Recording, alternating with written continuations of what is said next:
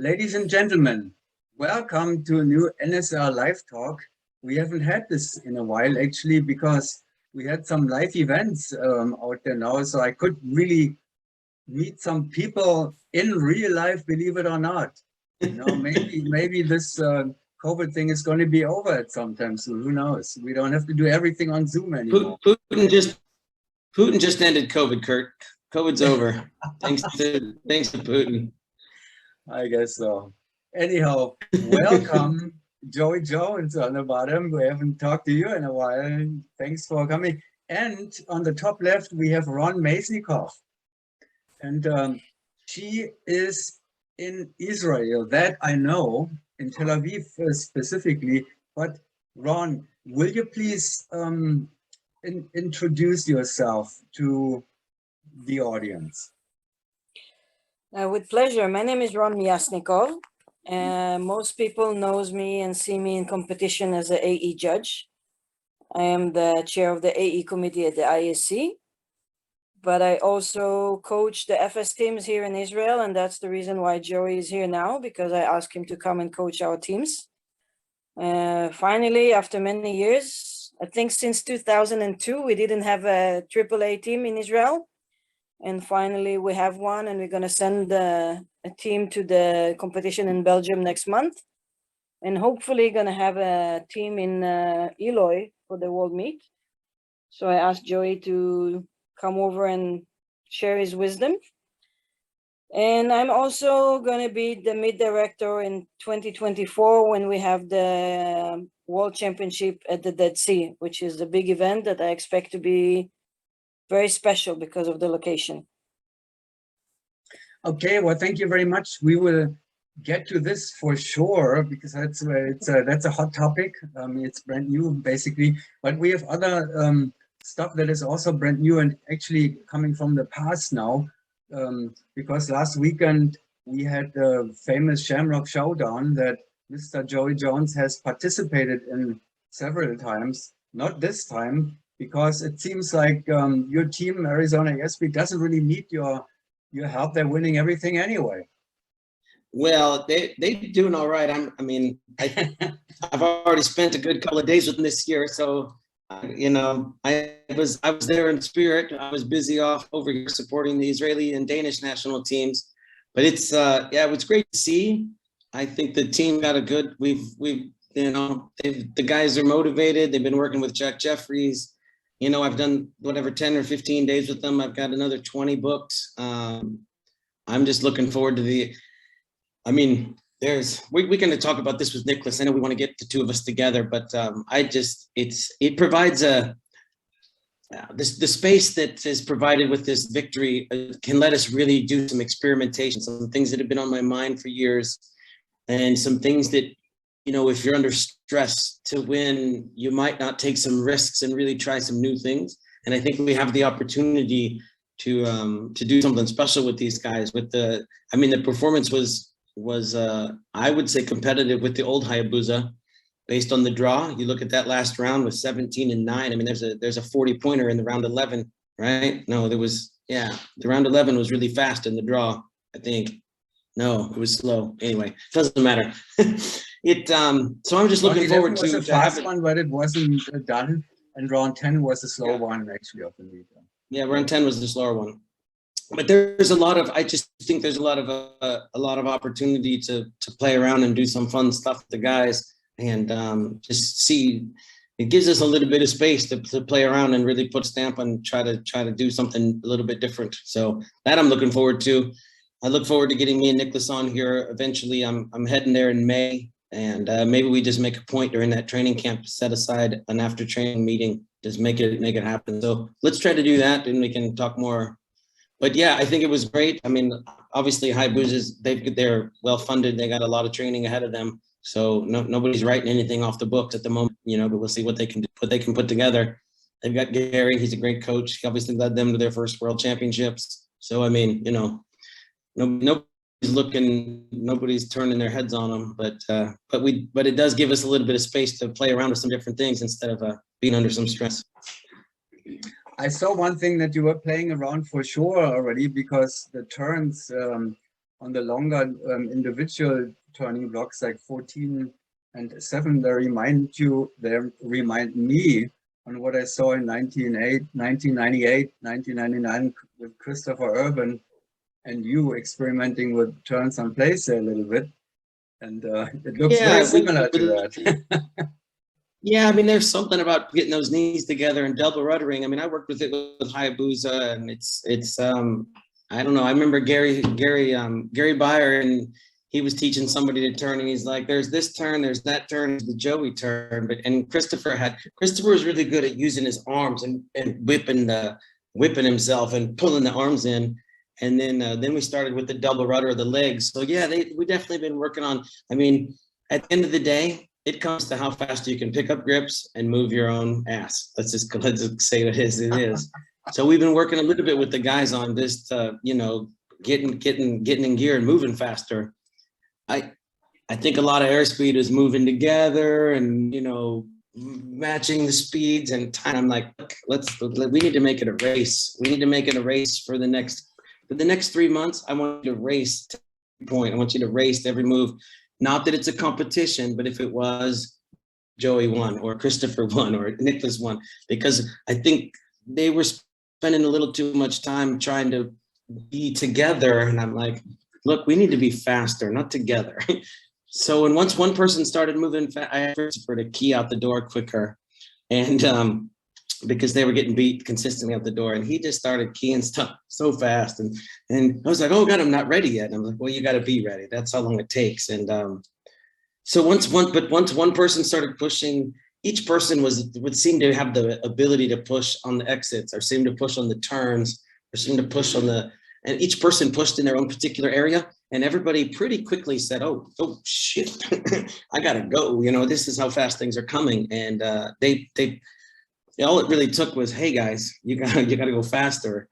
And a few little details about how and where each person used their own personal strength to bring where they could push the pace. And I think it's, I thought it was great. I haven't fully done a full debrief of the meet yet. I've kind of the dives downloaded, but tomorrow I have 17 hours of travel from Israel to Sweden. So I got plenty of time to watch those jumps. So Ron, when will you have the first teams competing for FAI medals in Israel? How long is it going to take? Oh, we next month we're gonna have the first team 4-way FS and 4-way VFS for the first time ever in Israel. They're gonna compete indoor in Belgium. And no, I mean, not the teams that you have. I get this. I was kind of jokingly asking when will you compete with the Hayabusa and airspeed for the... That's gonna take a while. Maybe in 2024. Okay. Oh, all right. Kurt, the team that's going to Belgium is actually the junior team who lost a member. Ron can fill you in, but they were a AA junior team that lost a member, and Ron's like, you guys are going. Here's an open member, an open guy, and Ron can tell the story about what the team actually is that's going to Belgium. I didn't see them on the list there, so yes, fill me in, please. I have to add them to the leaderboard, I guess. Yeah, well, the team was ready to compete in 2020 at the competition that was canceled, and it was a junior team. They had an okay average of 17.6. And it looks like it's going to be a fun competition. And then the competition was canceled. And we decided to move on to the next one, whenever it's going to happen, 21, 22. And then one of the kids just went back with his family back to the US. And we tried to fill it with another junior. Didn't work out. They didn't want to go back to A and start over. So at the end, they just... we just decided to add a grown-up, an older guy whose team is doing AAA. And I told them, hey, you're not going to go for the podium. You're going for the bottom of the table, but it's going to be a fun experience. And they decided to go for it. And I really hope that it's going to be a good experience for them. Although, yeah, we're not on the league of Hayabusa or Airspeed or any one of those guys, but you're going to be fun. Is it this team here, Playtika? Flybox, Yes, Playtica. yes, yes. So those are 3 juniors and 1 senior now. So I need to get the names still to put them on this on their team page. Yeah. Yeah, the name Playtica was the sponsor, but now they have another name. It's Flybox Fly Boys, just playing with the name of Flybox.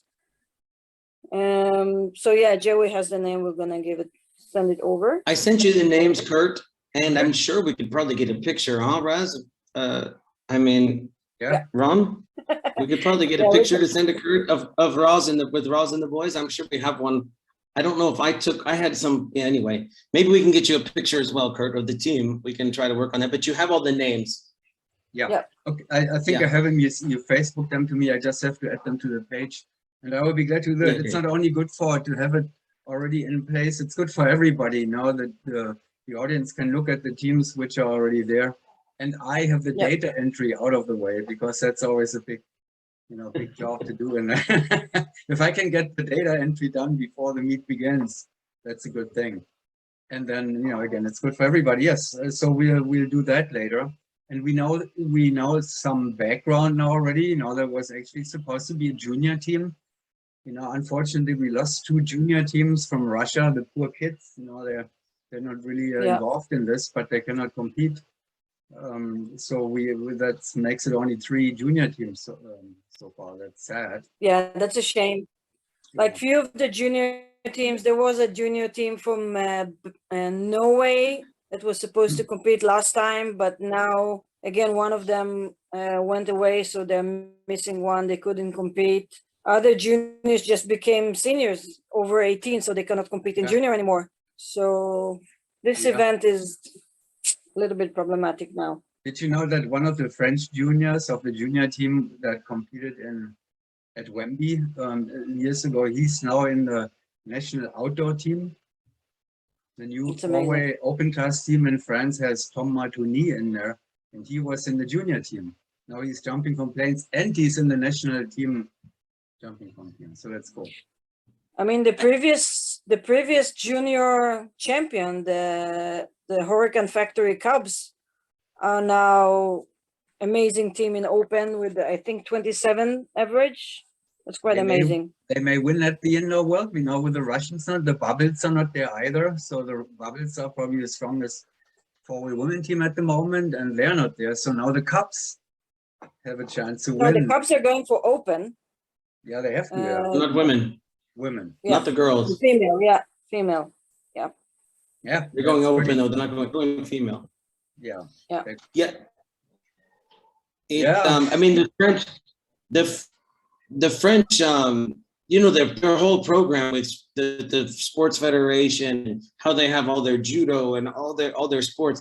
I mean, what they could do with this junior category could really get the French team back in the game again, because they have been a bit off in the open category, but their development of the juniors has been very impressive, and it's like and I'm looking forward to see what the first team brings in the next 4 or 5 years when they get a pool of juniors that are now opens and how it goes. I think it could be very interesting for them, and maybe the U.S. needs to pay attention and get junior programs going, because the Scott recruits in England, they just did a 25 average in single A, but they're busting out talent as well. I think it could be a great thing for many countries. Well, the best example is still the Czech Republic. They have plenty of juniors, and all of them are filling leaderboards all the time. One of them is already world champion. Another one may become world champion now in 4 years. So there are enough examples. Nobody can, question the success of the junior category any longer. Anyhow, let's get to the next topic. Next topic was Joey Jones in Israel. And we have the overview of this already. Joey is there to make the Israeli teams become world champions in the future. So what exactly? That's the plan. Yeah, a little bit more about this, Joey, what you're doing there actually.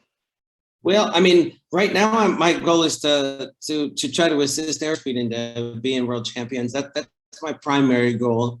And my secondary goal is to have the Danish team maybe in the top 10. And my tertiary goal is to have the Israeli team up on the leaderboard and building a program for the future.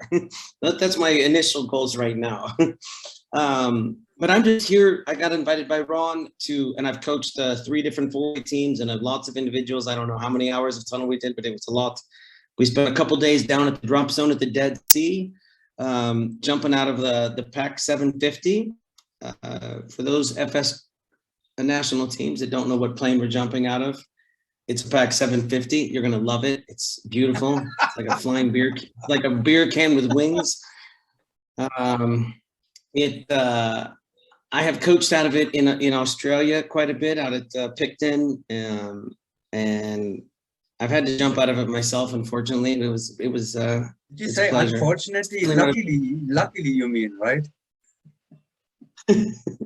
It's whatever. It's the plane that the ISC chose for the bid, and that's what we're jumping out of. It's not up to us. Like I said, there was a porter chosen one year. I luckily lost the nationals. I didn't think it was I didn't think it was a win at the time, but after watching the Golden Knights lose to the French out of the porter, I thought, maybe it wasn't such a bad thing. And luckily, I went on to win some competitions out of other planes. So, but I'm here with these guys, and we got a little project going with the junior, or 3/4 junior team, and the open team. That's going to be jumping outdoors, and I have another team that was AA that I coached, and they're getting into it, and everybody's getting excited about the championships. The area the drop zone is in is beautiful. It's dry. I would recommend everybody bring lotion, but it's the landscapes are amazing. The drop zone, they've got a bunch of facilities work to do, but it's a beautiful location, and I think it's going to be a great meet. And I look forward to working with the Israeli team and building on the work that Dennis did. Dennis has been here previously to work with them, but so yeah, I'm just having a good time. Happy to be out here. So you transitioned already into the next topic several times. So there's more behind it, and I think Ron will fill us in now on with more details about both of you together, because you're preparing for that indirectly. There is a new outdoor world championship in 2024, and the FAI ISC granted it to Israel. So that drop zone that we are talking about here now. When was that decided? Was it like in this year's board meeting or so? I didn't know this. It was new to me, and I'm curious to hear now the more details about it. Yeah, in ISC there is a decision that you can only vote 2 years ahead. I mean, before you could bid for 3 or 4 years ahead, and that wasn't fair. So now you can bid if 22, we can bid for 23, 24. 23, we have the World Cup in Voss, and there was no bids for 24, so we placed a bid for Israel. And the competition, there was no other bid. And we placed the bid, and in the bid, we initially said just FS and AE, and then we decided to add wingsuit, because people in Israel are getting really excited when they hear oh, you're a skydiver? Are you using this squirrel suit? Are you bird suit? So it's very exciting here in Israel. So we added wingsuit. And then we were asked to add also speed. So we're going to have 4 events, 4 different championships, FS, AE, wingsuit, and speed. And the location is amazing. And one of the things is the Dead Sea is under sea level. That's going to be the first competition under sea level. It's 1,200 feet under sea level. 1,200? 1,200 feet, 400 meters under sea level, which gives a little bit of excitement because it's a chance to build some Guinness record that I hope to have at the end of the competition, to have time to get some more titles, because we know all skydivers like titles, and get some formations under sea level. The competition is going to take place in October because the Dead Sea is pretty hot in the summer. So that's going to give the teams another extra 2 months to train, like in Eloy now. Actually, end of October, beginning of November 2024. Long season. Yeah, we're going to use 4 aircraft. 2 aircraft, that's the PAC 750 that Joey loves so much. And I know it's a bit problematic. I know people don't like it. It's not a secret. I knew that before I placed the bid, but that's the planes we have here. I want to say that the first competition ever I witnessed, I was in 2005 in Eloy in the World Cup. I was asked to be assistant to chief judge, and that was the first time I saw a competition. And I was like, this thing is amazing. And since then, I wanted to bring it to Israel. And since then, I started judging in 2010 international, and I've been to almost every competition, and I knew we can do it. And I've seen competitions in different areas, in different drop zone, bigger, smaller, more successful, less successful. And I knew we could do it here. And this year, all the pieces of the puzzle that we needed to have it to make it possible fell into place. And I was like, I'm going for it. So I'm going for it with the 2 planes that we have in the drop zone at the Dead Sea. That's the PAC. And the drop zone agreed to bring 2. Eventually, it was just 1 more caravan. But because we added the speed and the wingsuit, we decided to bring another caravan. So FS and AE are going to go out the PAC, and the wingsuit, 8-way, and VFS are going to go out of the caravan. So I know people don't like it, but it is what it is at the moment. And I highly recommend that you also have the 4-way teams jump from the Cessna, because you will face a storm of unhappy teams in the 4-way community. I can assure you that if I had the budget to bring 4 caravans, I would do that, but we do not have the budget, and you cannot put everything on 2 planes. I expect it to be a big event. I already hear from some teams that, we were thinking, we didn't think to go so far together, but we're going to stay together for 2024 because people are excited about this. And I see the reactions when I just posted it about this 2024 on the Dead Sea, a lot of excitement out there. So I expect it to be a big event, and we cannot put everything on 2 airplanes. It's just not going to work.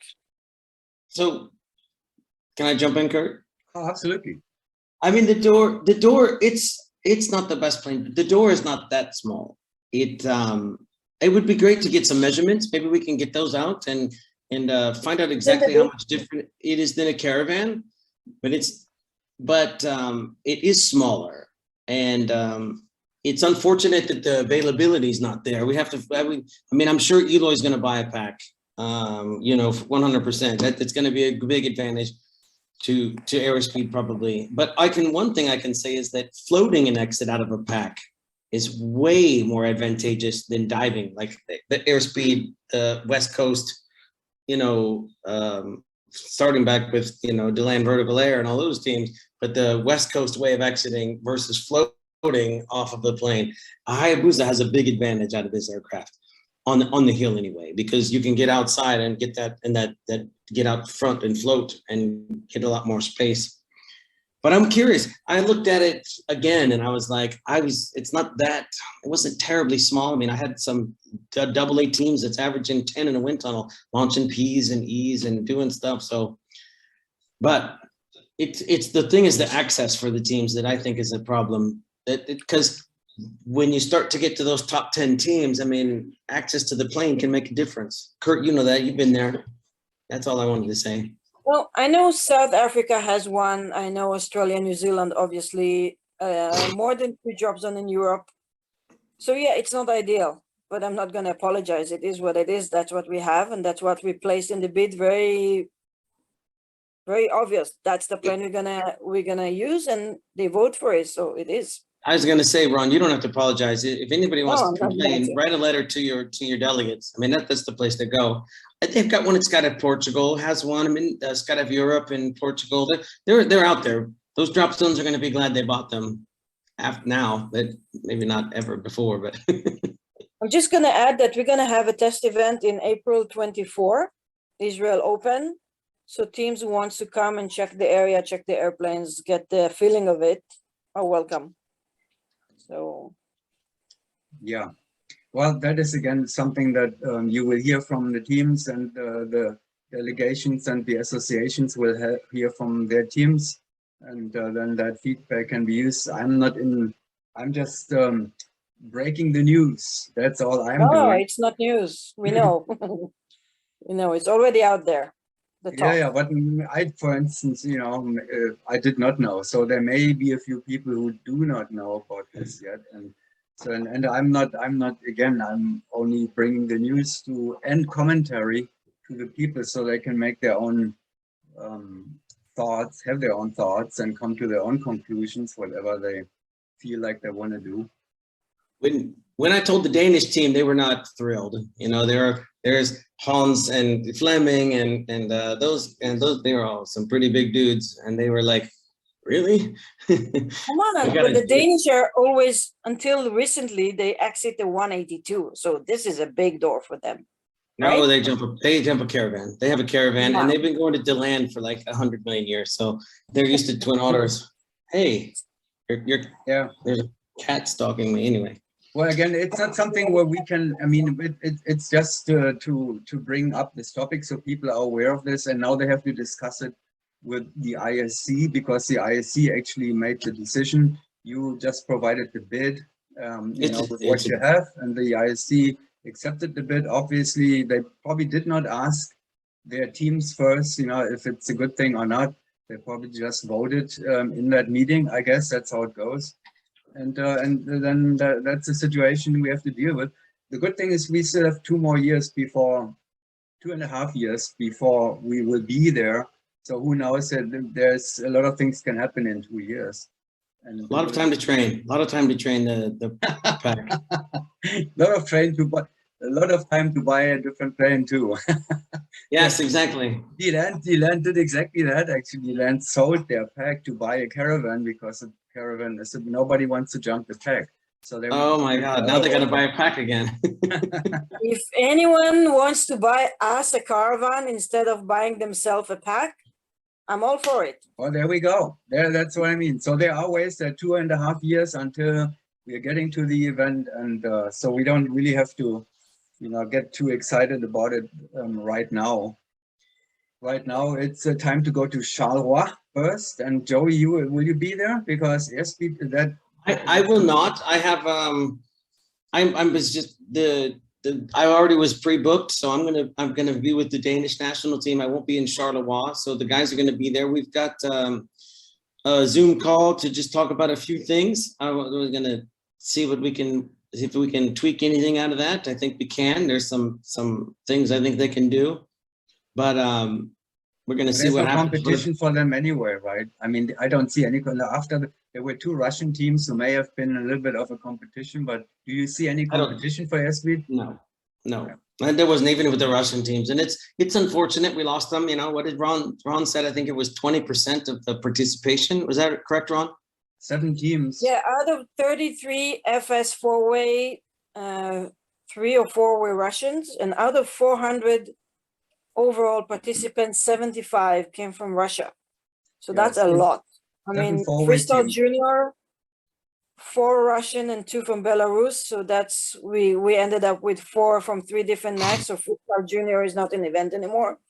So that's big numbers. That's a lot of teams.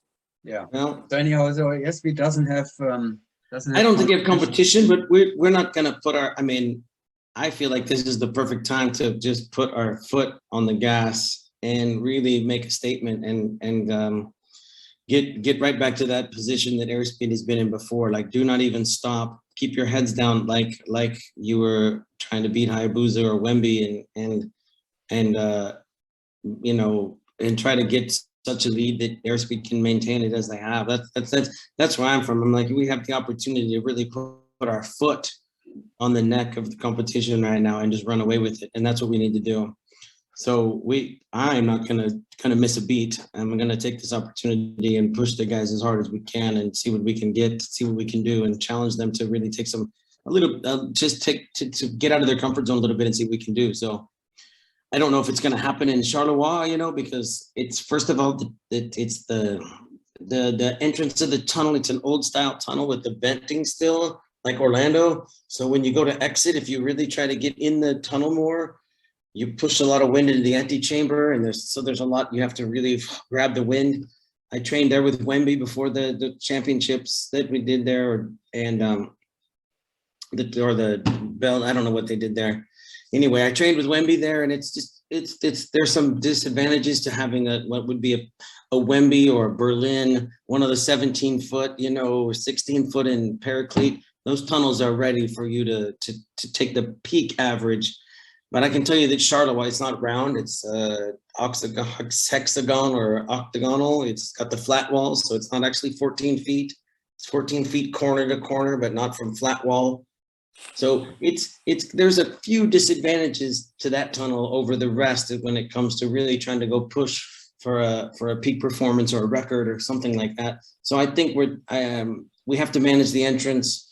And I want to try a few things, but it's not the tunnel to go and try and set some standards. That's going to be next year.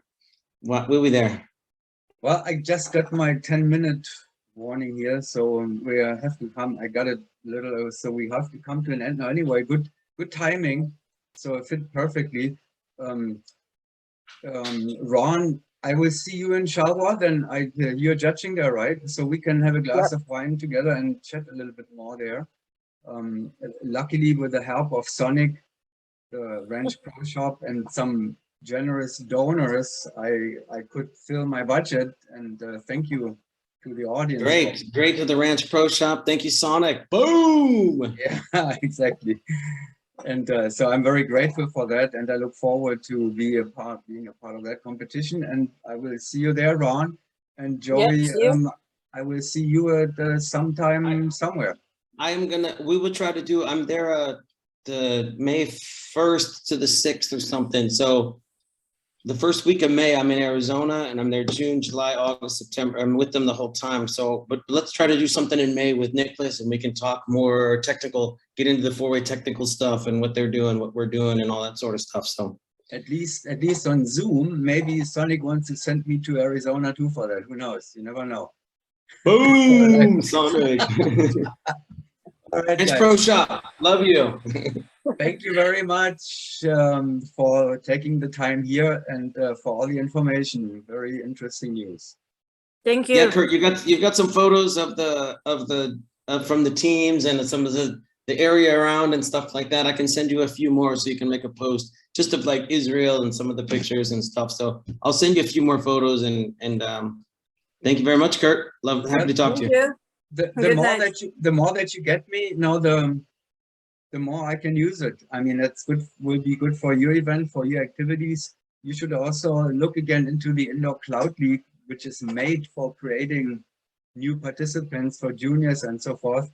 Somebody years ago started to be a part of that in the Flybox. I forgot who it was. It was a girl from California who lived in, what was her name? Galit. No, but I have to look it up. Anyhow, so the Indoor Cloud League and the associated regular Batenosh. Batenosh? Yeah, exactly. Yes, Bat. Yes. Bat is the one that went back to the state with her son that was part of the four-way. That's the missing junior. Oh, okay. Oh, there you go. So anyhow, this is what the NSL has created to do exactly that, building a foundation for.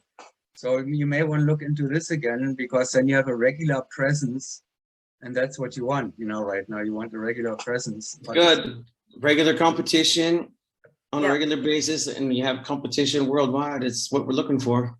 Exactly. Okay. Yeah. Good luck. All right, Kurt. Thank you. See you guys. Thank you. Bye. Bye-bye. Ranch Pro Shop. Ciao.